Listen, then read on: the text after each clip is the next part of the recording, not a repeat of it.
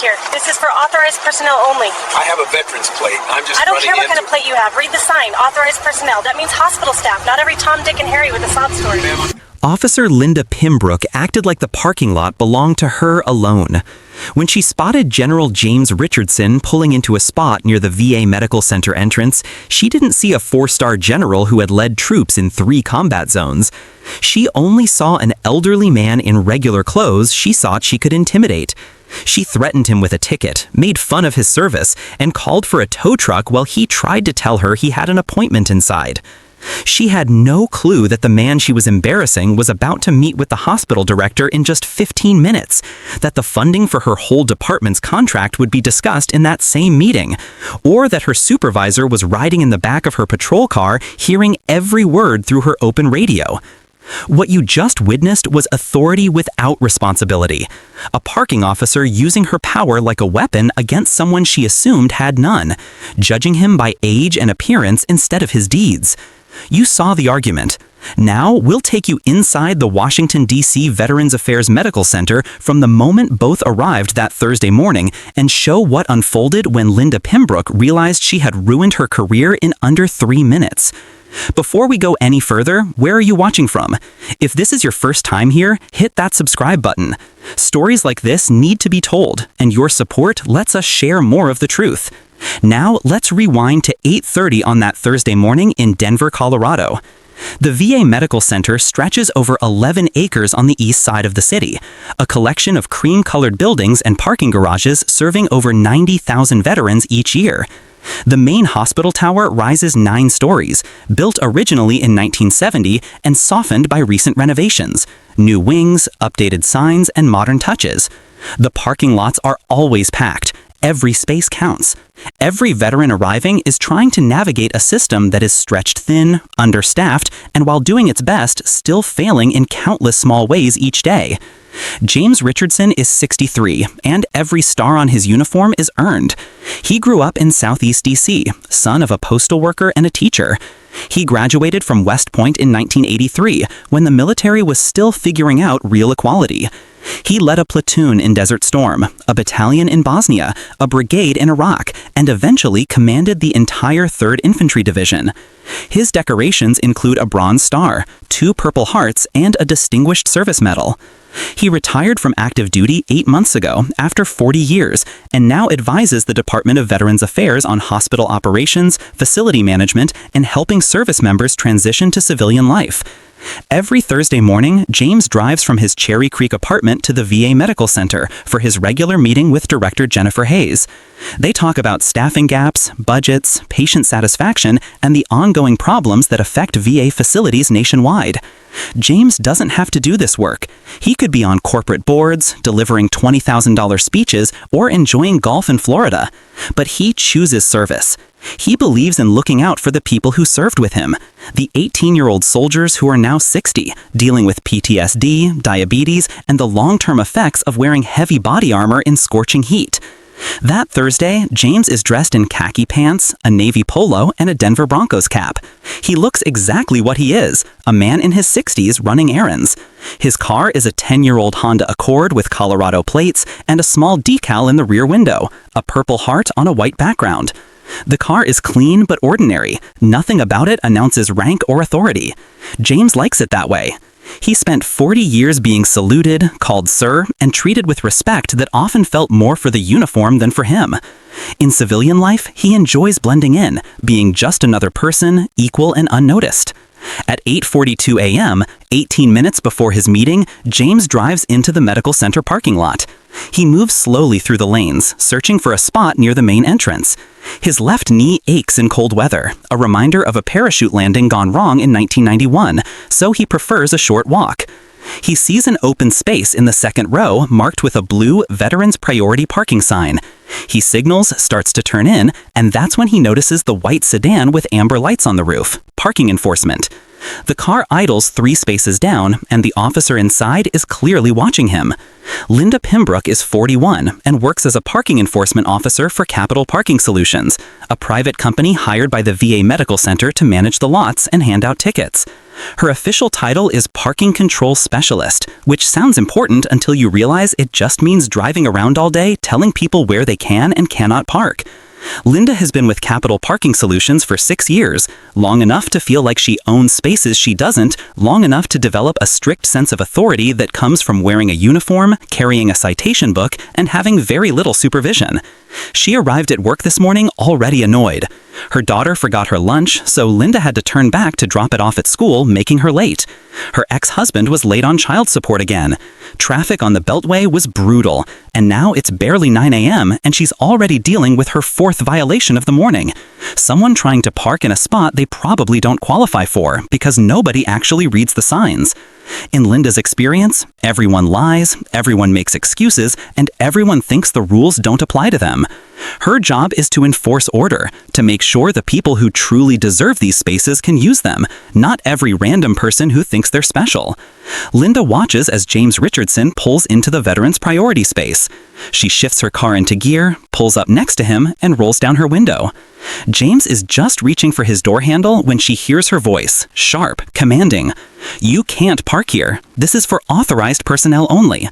He looks over and sees the officer leaning out of her vehicle, her face set, clearly made up her mind. He takes a breath, keeping his tone calm. "I have a veteran's plate. I'm just running inside." Linda cuts him off, her voice tight with the impatience of repeating the same rules to countless people every day, never questioning that maybe the rules are flawed or that the person in front of her might actually qualify. "I don't care what kind of plate you have. Read the sign. Authorized personnel. That means hospital staff, not just anyone with a sob story." Her words hit like a slap. James goes still. He's been insulted before, disrespected by people with real authority, but there's something about her casual cruelty, the way she dismisses his service as if it's nothing, that stings more than it should. He could pull rank, show her who he really is, flash the military ID he still carries, make her feel very small very fast. But James Richardson didn't become a general by losing his composure or using his power for petty arguments. "Ma'am, with respect, I am authorized.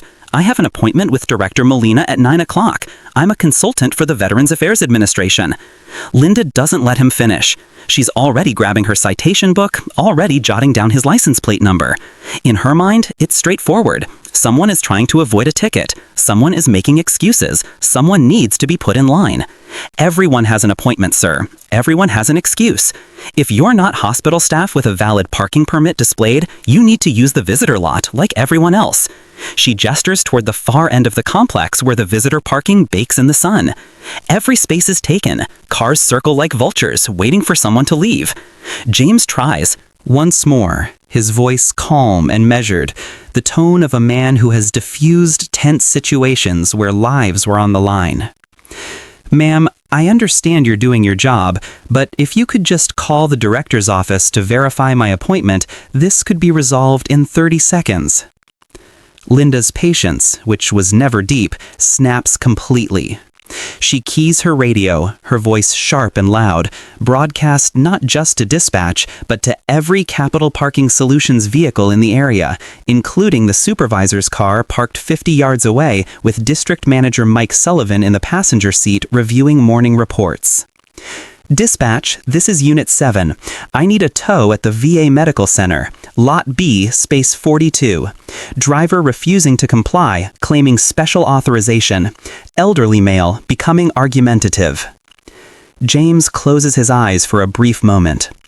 Elderly. Argumentative. He's been nothing but polite, and now his age is being used as evidence against him.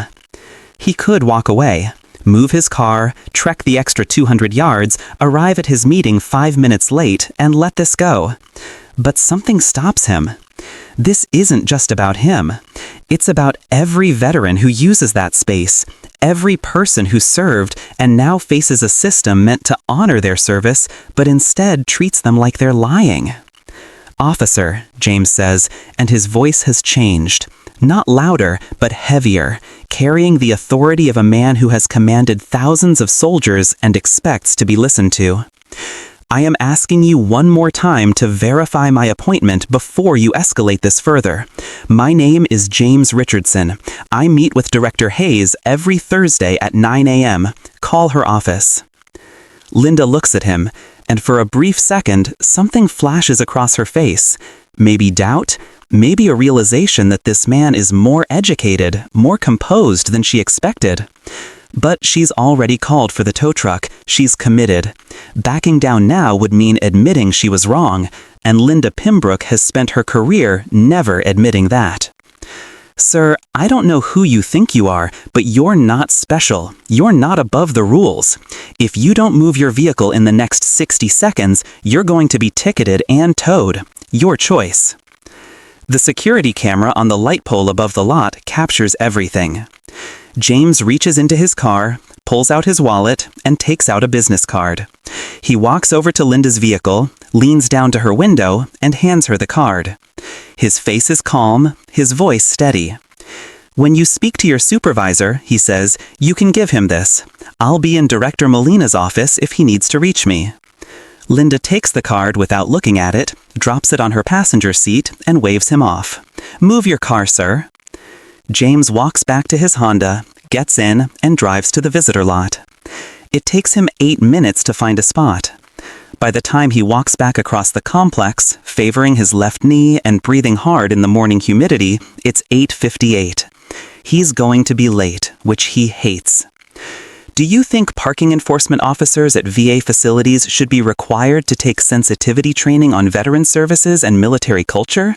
Drop your answer below. Inside the VA Medical Center, Director Jennifer Hayes sits in her third-floor office reviewing the morning agenda. She's 52, a former Army nurse who served 2 tours in Afghanistan before moving into hospital administration. She manages over 2,000 employees, oversees a $300 million budget, and faces the near impossible task of providing top-quality healthcare to veterans with funding that never fully meets the need. Her Thursdays with James Richardson are the best part of her week. James gets military culture, understands the bureaucracy, and most importantly, never sugarcoats the problems. When he tells her something isn't working, she knows he's right, and she knows he'll help fix it. At 8:55, Jennifer's assistant buzzes her intercom. Director, I have District Manager Mike Sullivan from Capital Parking Solutions on line 2. He says it's urgent. Jennifer picks up, and what she hears in the next 90 seconds makes her blood run cold.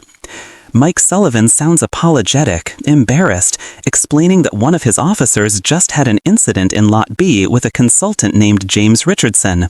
The officer called for a tow truck and referred to General Richardson as elderly and argumentative over the open radio. General Richardson? Jennifer's voice turns icy. Your officer tried to have General James Richardson towed? Yes, ma'am. I'm looking at his business card right now. I had no idea he was on site.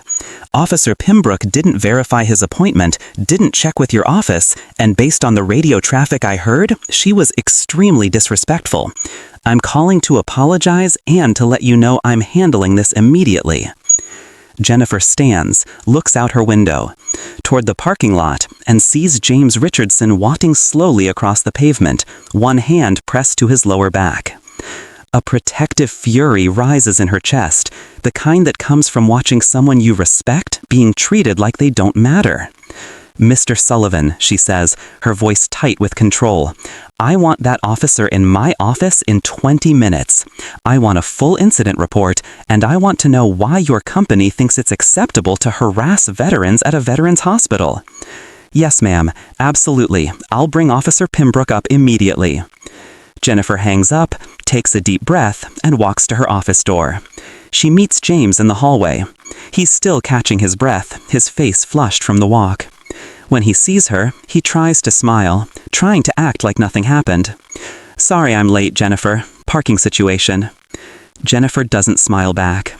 Come in, James. Sit down. We need to talk. They sit in her office, and James calmly explains what happened, keeping his tone neutral, factual, without exaggeration. Jennifer listens, her jaw tight, hands folded on her desk. When he finishes, she leans forward. James, I am so sorry. That should never have happened. Not here, not anywhere, but especially not here. James shrugs, trying to minimize it. It's fine. I'm sure she deals with difficult people all day. Maybe I should have shown her my ID right away. Jennifer shakes her head, her voice firm. No, you shouldn't have to prove you're worthy of basic respect.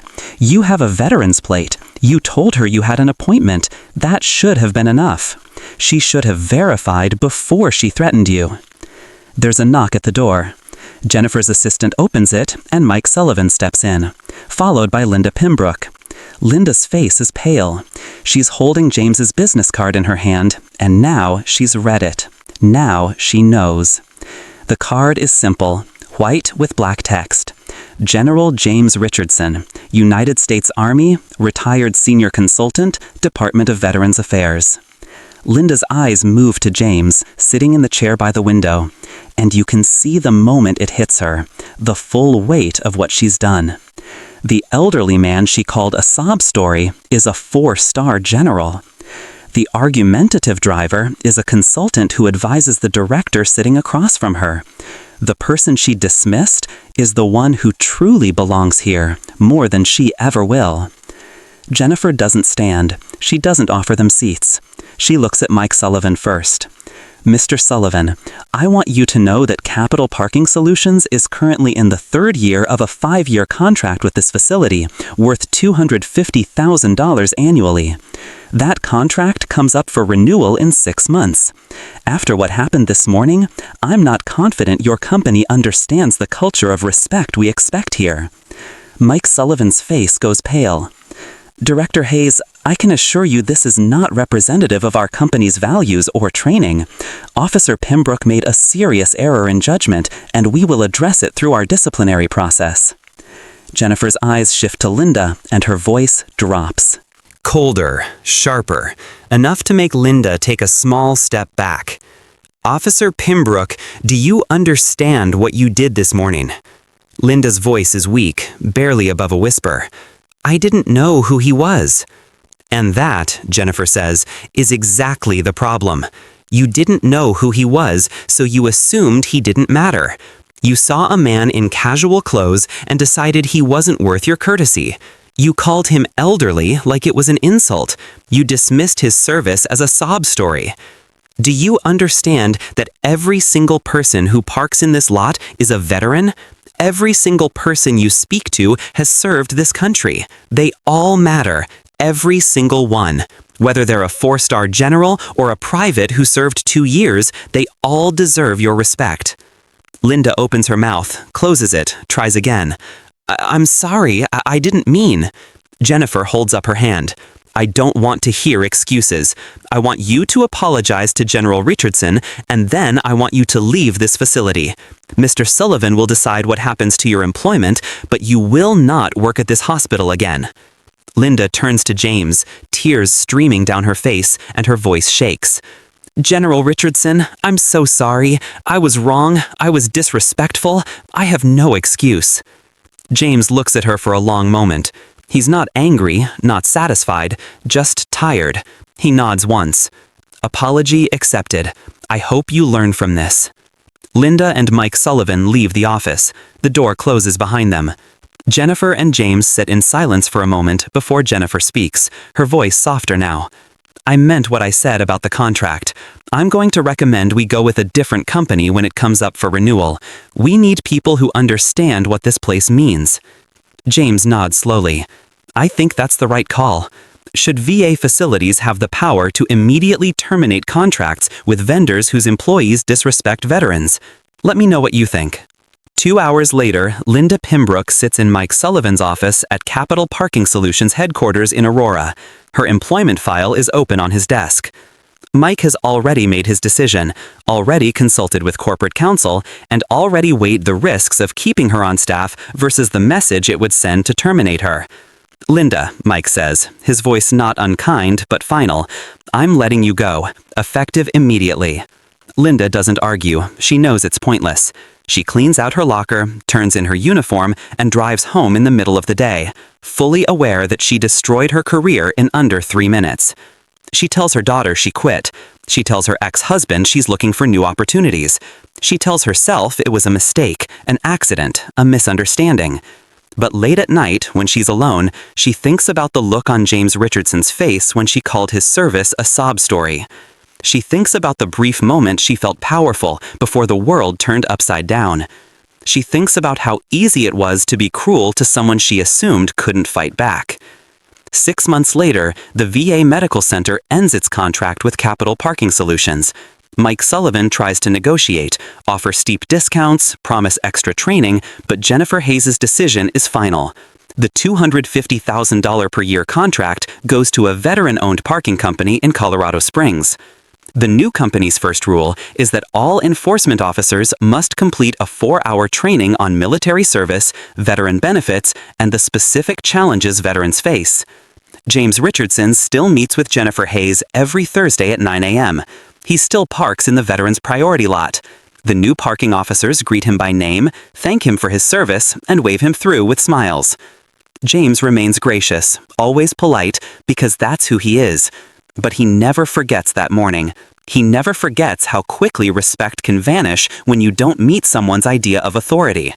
The story of that Thursday spreads fast through the VA Medical Center. Nurses tell the doctors. Doctors tell administrators. Administrators tell the veterans who come through every day, seeking help, healing, and recognition that their sacrifice matters. The story becomes a reminder, a cautionary tale, a line in the sand. This is a place where veterans matter. This is a place where service is honored.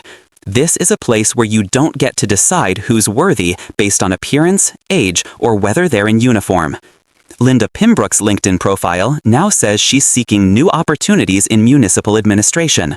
Her references are carefully written. When potential employers call Capital Parking Solutions, they get the standard reply. Confirmation of dates of employment, nothing more. She learns what everyone eventually learns. Reputation follows you. Actions echo, and the professional world is smaller than you think. The veteran you dismiss today might be the one deciding your contract tomorrow. James Richardson never asked for more than the apology Linda gave in Jennifer's office. He never filed a complaint, never threatened legal action, never used his rank or connections to make her life harder than it already became. He just let the consequences play out naturally. The way consequences always do when authority is built on cruelty and power is earned by making others feel small. The parking lot still fills every morning. Veterans still arrive, still navigate the bureaucracy, still try to get the care they earned. Parking officers still check permits and issue citations when necessary. But now they do it with a different tone, with an understanding that everyone in that lot is here because they served, because they sacrificed, because they matter. This is the lesson James learned decades ago. Serving in places where rank mattered less than character, and uniforms mattered less than the person wearing them. You never know who you're talking to. You never know whose parking lot you're patrolling, whose appointment you're delaying, whose service you're dismissing. So you treat everyone with dignity, not because they proved themselves with credentials, but because they earned it by serving. Not because they look like they belong, but because dignity is the baseline, the floor, the absolute minimum standard for human interaction. Anything less is a gamble. And Linda Pimbrook lost that gamble the moment she decided James Richardson's service was a sob story and his age made him irrelevant. The VA Medical Center still stands in eastern Denver.